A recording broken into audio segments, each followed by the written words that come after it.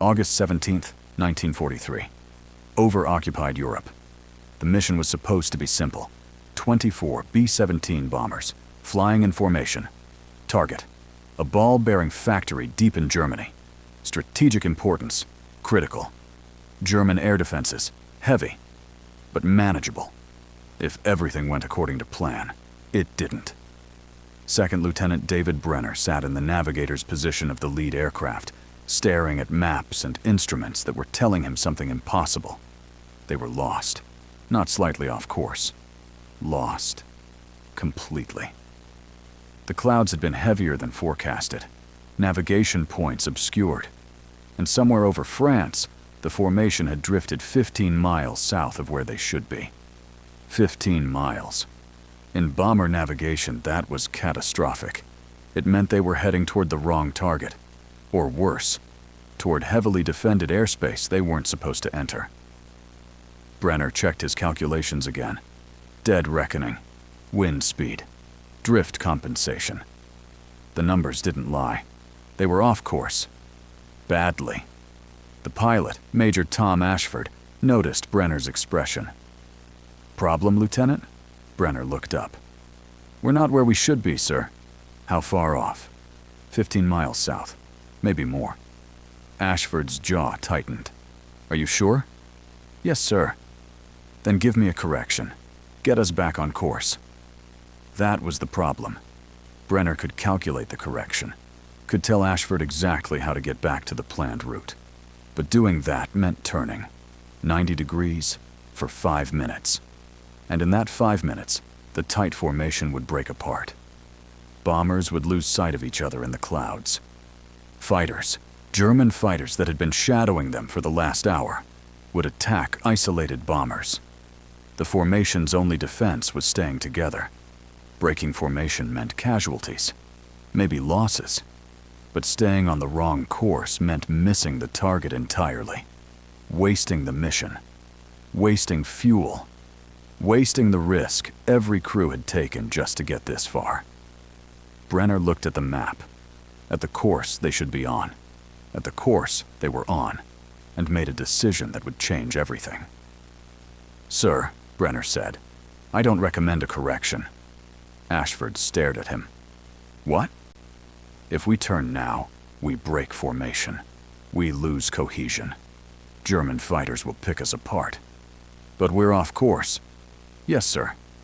But there's another target, 12 miles ahead, on our current heading."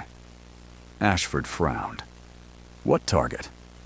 "Secondary industrial complex. Not on our mission profile, but strategically valuable. If we continue on this heading, we can hit it without breaking formation." "That's not the mission, Lieutenant." "No, sir. But it's better than turning into a slaughter." Ashford was silent, because Brenner was right. Tactically, staying on course, even the wrong course, was safer.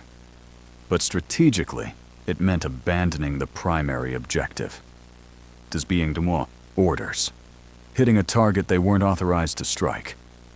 "If we do this," Ashford said slowly, "Command will have questions." "Yes, sir." "You're sure about this secondary target?" "Yes, sir." "Fuel depot and munitions storage. Heavily used. Taking it out would disrupt German logistics for weeks." Ashford looked at Brenner, then at the formation holding steady around them, then back at Brenner. "All right, Lieutenant, we stay on course. But if this goes wrong, it's on me, sir." What Brenner didn't know yet, what he couldn't have predicted, was that his decision to refuse the turn would save not just his squadron, but would trigger a chain of events that would force Allied command to rethink everything they thought they knew about navigation, flexibility, and the cost of rigid mission planning. Who was David Brenner? David Samuel Brenner was born in 1921 in Chicago, Illinois. His father was a taxi driver. Not a glamorous job, but steady, reliable. David grew up in the back of that taxi, watching his father navigate the city, not with maps, with instinct, with an understanding of streets, traffic patterns, shortcuts that didn't exist on any official route. Maps lie, his father would say. They show you what's supposed to be there, not what is there. David learned early that the best navigation wasn't about following directions. It was about understanding the terrain, reading conditions, adapting. He was good at math, exceptional actually. By high school, he was tutoring college students for extra money. His teacher said he should study engineering, but David's family couldn't afford college. So, after graduation in 1939, he took a job at a shipping company.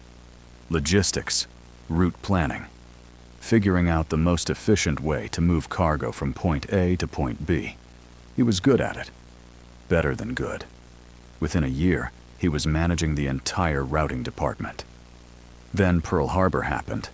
David enlisted in January 1942, told the recruiter he was good with numbers, good with maps. The Army Air Forces tested him. Navigation aptitude, spatial reasoning, map reading under pressure. David scored in the top 2%. You're going to be a navigator, the recruiter said. Combat navigator, B-17 bombers. David didn't know what that meant at the time, but he learned. Navigators sat in cramped compartments, surrounded by instruments, calculating courses in their heads, while the aircraft bounced through flak and turbulence. They were responsible for getting the entire formation to the target. And back. One mistake, one miscalculation, and the entire mission failed. Or worse, the aircraft ended up in the wrong airspace, where German defenses were waiting. By August 1943, David had flown 18 missions, successful ones. He'd never missed a target, never gotten a formation lost. His crew trusted him completely. But more than that, he'd learned something that no training manual taught. That rigid adherence to flight plans could get you killed. Weather changed. Winds shifted. Enemy defenses adapted. The best navigators weren't the ones who followed the plan perfectly. They were the ones who knew when to deviate, when to adapt, when to trust their instincts over their orders. What David didn't know, what he was about to discover, was that his belief in adaptive navigation was about to be tested in a way that would redefine his entire understanding of what it meant to bring men home alive. The clouds that changed everything. The mission had started according to plan. 24 B-17s lifting off from England at 600 hours. Clear skies, good visibility, perfect bombing weather. But weather over Europe was unpredictable. By the time they reached the coast of France, clouds had rolled in. Thick, dense, 10/10 coverage. The kind of clouds where you couldn't see anything below or beside you. Just gray. Endless gray. Formation flying became dangerous. Bombers drifted. Some pulled too close. Others fell behind. Maintaining visual contact took constant attention, which meant less attention on navigation. David had compensated, used dead reckoning, calculated drift based on estimated wind speed. But estimates were just that. Estimates. And somewhere over France, the actual wind speed had been different than forecasted. Not by much, just 5 knots. But 5 knots over an hour meant miles of drift. By the time David realized it, they were already off course, 15 miles south of where they should be. He'd informed Major Ashford, calculated the correction. 90-degree turn, 5 minutes, then back on course. Simple. On paper.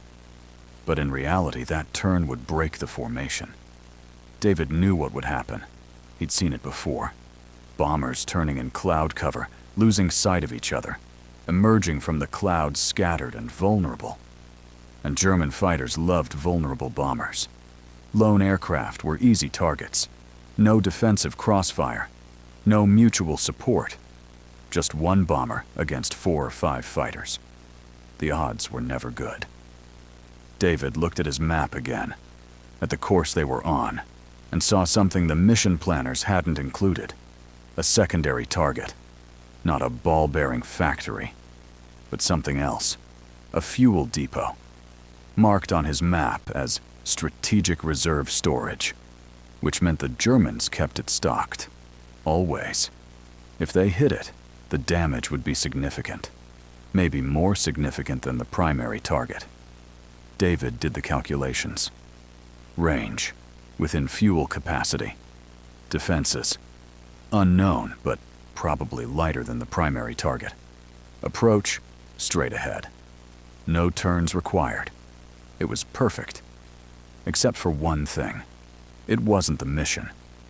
David thought about his father, about navigating Chicago streets, about understanding that sometimes the best route wasn't the planned route. It was the route that got you where you needed to go alive. He looked at Major Ashford. "Sir, we should hit the secondary target." Ashford had listened, considered, and agreed. But David knew the real decision was still ahead, because hitting an unauthorized target meant explaining it to Command. And Command didn't like deviations, even successful ones. What David didn't realize, what he couldn't have known, was that his decision to stay on course would do more than save his formation. It would expose a fundamental flaw in Allied bombing strategy, one that was costing lives. The target no one expected. The formation emerged from the clouds at 1145 hours, and there it was, the fuel depot, sprawling. Larger than David had expected. Rows of storage tanks, railroad cars lined up at loading platforms, trucks moving between buildings. All of it exactly where David's map said it would be. "Target acquired," Ashford said over the intercom. "Bombardiers, prepare for bomb run." The formation tightened, bombers moving into precise alignment. David watched through the Navigator's window. German anti-aircraft fire started. Flak bursts, black puffs of smoke exploding around the formation. But not heavy, not coordinated. The Germans hadn't expected an attack here. They were scrambling. Reactive instead of prepared, which meant David's instinct had been correct. This target was less defended, safer. The lead bombardier called out, "Bomb bay doors open." The aircraft shuddered as the doors swung down. "Target in sight. Steady. Steady! Bombs away!" David felt the aircraft lurch upward as 4 tons of bombs fell away. Below, the bombs struck, one after another. Massive explosions, not just from the bombs, but from the fuel. Secondary explosions cascaded across the depot. Storage tanks erupted. Fireballs climbed hundreds of feet. Smoke, thick and black, poured into the sky. The entire depot was burning. "Jesus," someone said over the intercom. "We just leveled it." Ashford's voice came through. "Good work, everyone. Navigator, give me a heading home." David calculated quickly. 270, sir. Maintain altitude. 2 hours to base." The formation turned, away from the burning depot, back toward England. German fighters appeared briefly, but they didn't press the attack. Too busy dealing with the disaster below. The formation flew in tight order, unmolested, safe. David sat back in his navigator's seat, exhaled. They'd done it. Hit a target, destroyed it, got everyone home. But he also knew that when they landed, there would be questions. Lots of questions. What David didn't know yet, what he wouldn't learn until they touched down, was that someone else had noticed the massive explosion. Allied reconnaissance aircraft flying high above had photographed it, and Command wanted to know why a formation had bombed a target that wasn't on any mission plan. The explanation that changed Doctrine. The debriefing room at the airbase was packed. Every crew from the mission, plus intelligence officers, operations planners. And, David noticed with growing unease, 2 full colonels.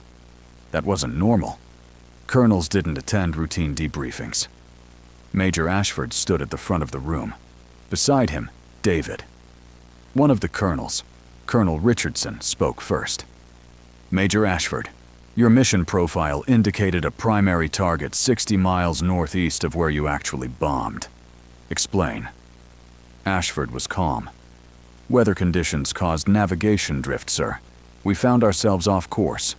My navigator identified a secondary target of strategic value.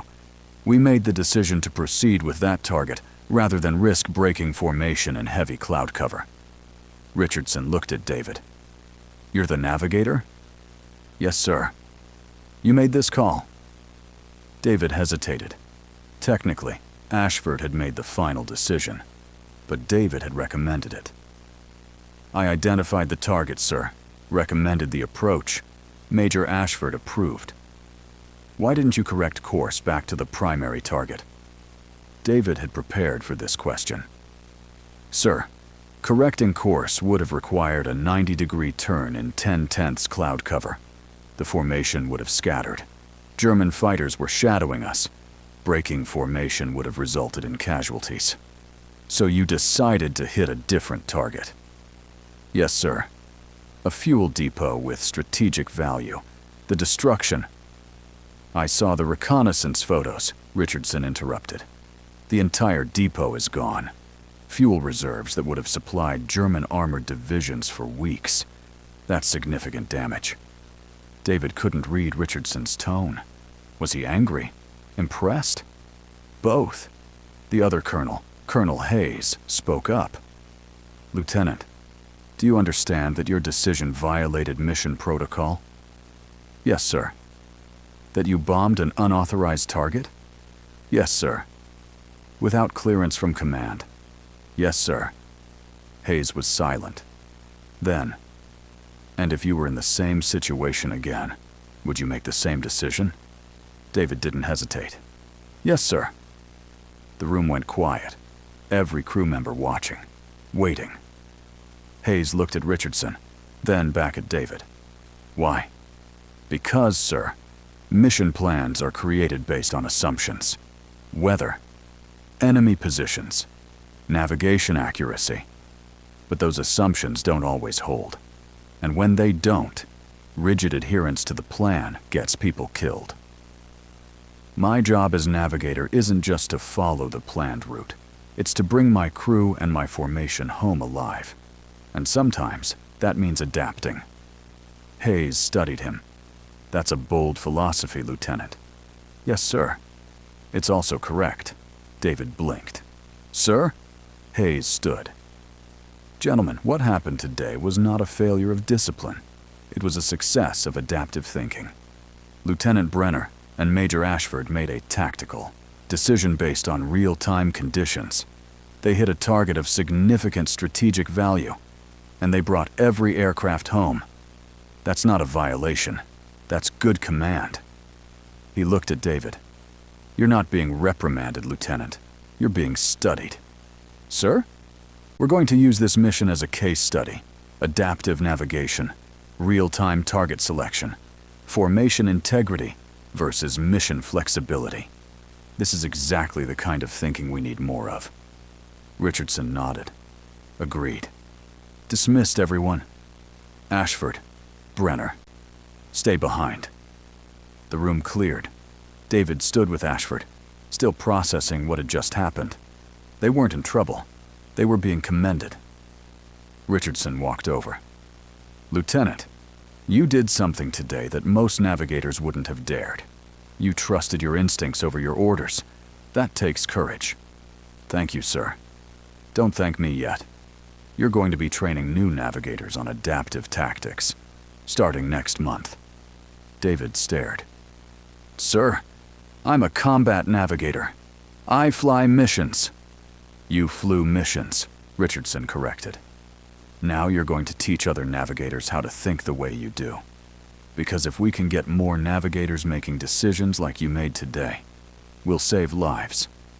A lot of them. What David didn't realize, what would only become clear over the next year, was that his one decision to refuse a turn would reshape how the Army Air Forces trained navigators. And that decades later, pilots and navigators in every branch of the military would learn about Brenner's deviation.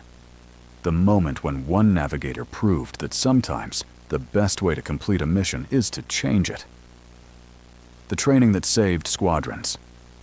David spent the next 6 months in England, not flying, teaching, navigator school, 3 classes a day, 40 navigators per class, young men fresh from training, eager, confident, but rigid.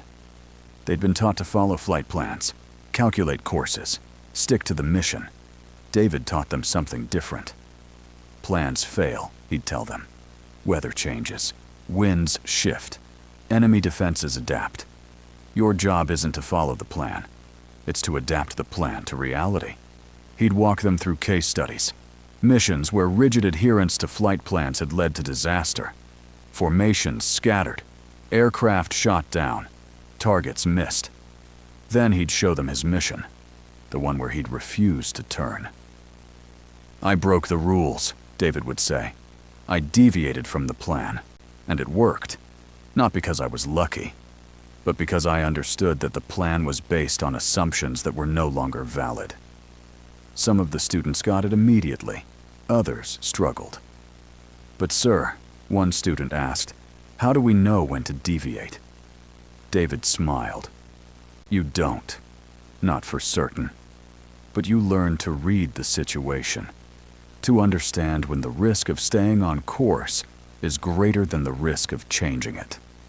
That's not something I can teach you with a formula. It's instinct, and you develop it by paying attention. By the end of each class, David would give them one final piece of advice. Remember this. Your aircraft carries 10 men. Your decisions affect all of them. Plans are important, but lives are more important. If you ever have to choose between following orders and bringing your crew home, bring them home. Always. Over 6 months, David trained over 700 navigators. Many of them went on to fly successful combat missions. Several credited David's training with saving their lives. One navigator, years later, wrote a letter to David. You taught us to think instead of just calculate. That lesson saved my formation over Berlin when we got lost in clouds. I made a call like you taught us. We all came home. Thank you. David kept that letter, never showed it to anyone, but read it every so often, as a reminder that what he'd done, refusing to turn, had mattered. Not just for his mission, but for hundreds of others. What David didn't know, what he'd never learn, was that Brenner's deviation would become a standard case study at every military flight school for the next 80 years. The generations of navigators would study his decision, debate it, learn from it, and carry that lesson into combat, where it would save thousands of lives. The man who navigated home. David returned to the United States in 1945. After the war ended, he'd completed 32 combat missions, trained 700 navigators, and fundamentally changed how the military thought about navigation and adaptation. He didn't go back to the shipping company. Instead, he joined a new industry, commercial aviation. Airlines were just starting to expand, regular routes across the country, eventually across oceans. They needed navigators, experienced ones. David spent 25 years flying for Pan American Airways, navigating routes across the Atlantic, across the Pacific, routes that didn't exist on any map when he started. He helped pioneer many of them, not by following established procedures, but by adapting, by understanding that weather, winds, and conditions changed constantly, and the best navigation was flexible navigation. By the 1960s, technology was changing. Automatic navigation systems, computers calculating courses. The role of the human navigator was shrinking.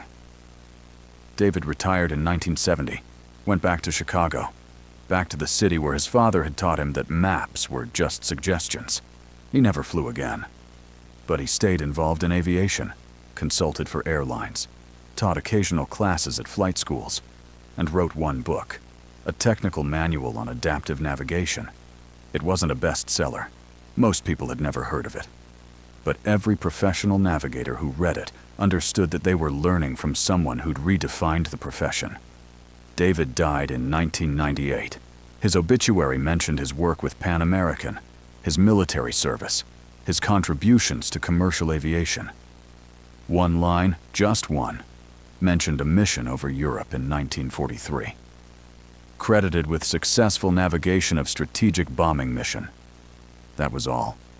No mention of the deviation, of the decision to refuse the turn, of the doctrine he'd helped create. But somewhere in military archives, David's mission report still exists, still studied, still teaching new navigators that sometimes the most important skill isn't following the plan, it's knowing when to change it. The lesson that transcends technology. Today, aircraft navigate with GPS, with computers that calculate courses to within meters, with systems that can fly entire missions without human input. But every pilot, every navigator, every flight officer still learns about David Brenner. Not because his techniques are still relevant. Technology has moved beyond dead reckoning and map reading, but because his philosophy is timeless. Plans fail. Technology fails. Weather changes. Conditions shift. And when they do, the person in command needs to be able to adapt, to trust their judgment, to make decisions based on the situation in front of them, not the plan that was created hours or days earlier. That's Brenner's legacy. Not a navigation technique, but a mindset. One that's taught at every military academy, every flight school, every command training program. Adaptive decision-making under uncertainty. It has a formal name now, a doctrine. But it started with one navigator who refused to turn because he understood that saving his formation mattered more than following orders. The navigator who taught us to adapt. David Brenner never received a medal for his decision to refuse the turn, never got public recognition, never had a ceremony or a commendation read aloud in front of assembled units. But his name is in every navigation manual used by the U.S. military. Brenner's Deviation is taught as a textbook example of adaptive command. Thousands of officers have studied it, debated it, learned from it, and applied those lessons in combat, in Iraq, in Afghanistan, in operations around the world. Every time a commander makes a decision to deviate from the plan because the situation demands it, they're following Brenner's example. Every time a navigator calculates a new course because the planned route is no longer viable, they're using Brenner's approach. Every time someone chooses adaptation over rigidity, flexibility over doctrine, judgment over orders, they're proving that David Brenner was right. That sometimes the most important thing you can do is refuse to follow the plan when the plan no longer makes sense. David never sought recognition, never talked about his military service except when asked. And even then, he'd just say, "I was a navigator. I got people where they needed to go." That was all. But in those simple words was a truth that transcended navigation. Getting people where they needed to go wasn't just about following a course. It was about understanding that the destination mattered more than the route, that bringing people home was more important than following orders. That adaptation, not adherence, was the highest form of duty. David Brenner refused to turn, and in doing so, he taught generations that sometimes the best way forward is to change direction.